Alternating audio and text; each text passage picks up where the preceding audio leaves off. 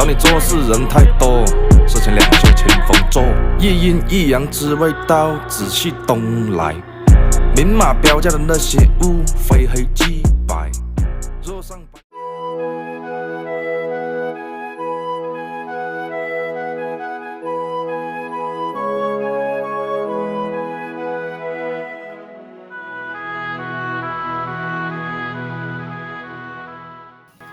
Jadi pada bagian benang sari terdapat sel induk mikrospora yang akan melakukan pembelahan sel melalui meiosis 1 dan juga meiosis 2 sehingga dia menjadi 4 mikrospora. Lalu salah satu dari keempat mikrospora ini akan melakukan pembelahan secara mitosis lagi menjadi inti vegetatif dan juga inti generatif. Inti vegetatif dan inti generatif ini terdapat di serbuk sari yang jika masuk ke dalam putik dia akan membentuk sebuah tabung polen atau bulu sari. Nah, terdapat inti dan vegetatif yang akan berperan sebagai petunjuk arah inti generatif yang mengandung inti sperma 1 dan 2. Jika dia masuk ke bakal biji, maka akan terjadi pembuahan. Pembentukan gametofit pada betina terjadi pada bagian bunga yang bernama putik. Di putik terdapat bakal buah dan juga bakal biji. Dalam bakal biji itu ada sel induk megaspora yang akan berkembang menjadi 4 megaspora. 3 dari 4 megaspora itu akan tereduksi atau mati, sehingga satu sisanya akan membelah diri secara mitosis 1, 2, hingga 3 menjadi 8 sel inti. 1 dari 8 sel inti akan menjadi sel telur atau ovum, 2 di sampingnya menjadi sel sinergit, 2 di lainnya akan menjadi inti kandung lembaga sekunder, dan 3 sisanya menjadi sel antipoda. Semua bagian ini akan menjadi bakal biji, di mana akan terjadi pembuahan jika serbuk sari dari pembentukan gametofit jantan masuk ke dalam bakal biji.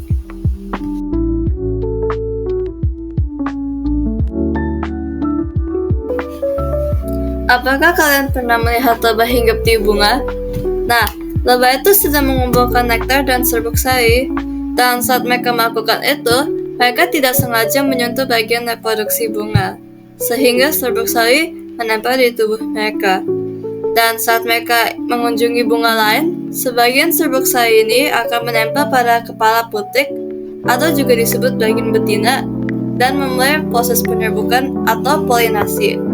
Penyerbukan adalah proses fertilasi tanaman yang ditandai dengan perpindahan serbuk sari dari kepala sari tanaman ke kepala putik, yang kemudian memungkinkan pembuahan dan pembentukan biji. Tanpa adanya penyerbukan, tumbuhan tidak dapat bereproduksi atau menghasilkan buah. Saat serbuk sari dari benang sari harus mencapai kepala putik, akan terjadi pembentukan tabung serbuk sari yang mengarah ke bakal biji. Sel sperma kemudian akan ditransfer melalui tabung ini untuk membuahi sel telur di dalam bakal biji. Sel sperma kemudian akan ditransfer melalui tabung ini untuk membuahi sel telur di dalam bakal biji. Hasil pembuahan ini adalah zigot yang akan berkembang menjadi biji, dan bakal buah akan berkembang menjadi buah yang melindungi biji tersebut. Berdasarkan asal serbuk sari, penyerbukan dapat dibagi menjadi 3, yaitu autogami, geitonogami, dan allogami. Pertama, autogami atau yang biasanya disebut penyerbukan sendiri merupakan sebuah proses penyerbukan yang terjadi secara khusus pada bunga yang sama atau antar bunga yang berbeda, namun masih harus dalam satu tanaman. Kedua, geitonogami atau penyerbukan tetangga merupakan sebuah proses penyerbukan pada bunga yang sudah mekar oleh serbuk dari berbagai macam bunga secara terbuka maupun bebas. Dan terakhir, allogami atau penyerbukan silang merupakan proses penyerbukan di mana serbuk sari dari sebuah bunga lain menempel di kepala putik bunga lain yang ada di tumbuhan lain tetapi masih sejenis. Selanjutnya ada pembuahan pada tumbuhan berbiji. Pembuahan itu adalah proses peleburan inti sel kelamin jantan dan betina. Ketika serbuk sari telah jatuh di atas kepala putik, inti generatif akan bermitosis membentuk 2 inti generasi. Sementara itu, inti vegetatif akan membentuk tabung serbuk sari yang bergerak sepanjang tangkai putik. Kedua inti generatif bergerak mengikuti di belakang inti vegetatif. Setelah sampai di kandung lembaga atau bakal biji, satu inti generatif akan membuahi sel telur dan membentuk zigot diploid. Satu inti generatif lainnya akan membuahi inti polar membentuk inti kandung lembaga atau bakal biji sekunder yang triploid.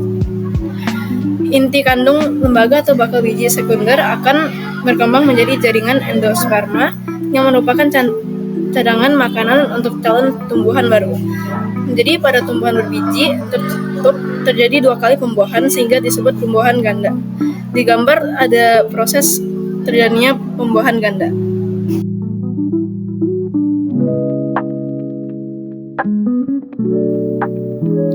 Oke, jadi di sini aku mau jelasin tentang perkembangan biji. Jadi biji itu sebenarnya hasil dari proses pembuahan.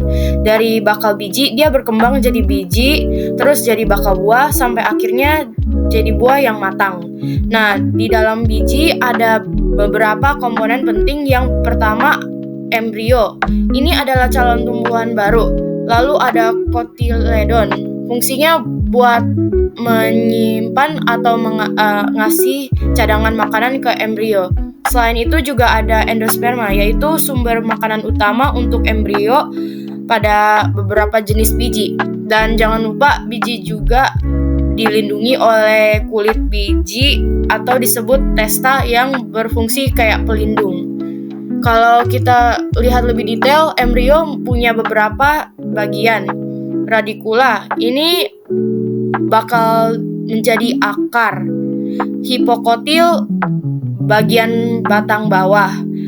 Epikotil batang atas. Dan plumula bakal daun. Jadi dari bagian-bagian kecil ini nantinya tumbuhan baru bisa terbentuk. Setelah tahu bagian-bagiannya, sekarang kita masuk ke proses perkecambahan biji. Proses ini dimulai dengan yang namanya imbibisi, yaitu biji menyerap air. Nah, saat masuk air, metabolisme dalam biji jadi aktif. Bagian yang pertama kali muncul adalah radikula, dan ini akan tumbuh jadi akar. Setelah itu muncul plumula yang nantinya tumbuhan jadi daun pertama. Kotiledon sendiri punya cadangan makanan untuk membantu proses awal pertumbuhan. Tapi begitu cadangan makanan habis, kotiledon biasanya akan layu atau rontok. Dan yang akhir, perkecambahan itu sendiri ada 2 tipe utama. Pertama, epigeal. Pada tipe ini hipokotil memanjang, jadi kotiledon itu ikut terangkat ke permukaan tanah. Contohnya bisa kita lihat pada kacang hijau atau buncis. Yang kedua, hipogeal. Di sini yang memanjang adalah epikotil sehingga kotiledon tetap berada di dalam tanah. Contohnya kacang polong. Kalau pada tumbuhan monokotil seperti jagung ada bagian khusus lagi, yaitu koleoriza yang melindungi radikula dan koleoptil yang melindungi plumula.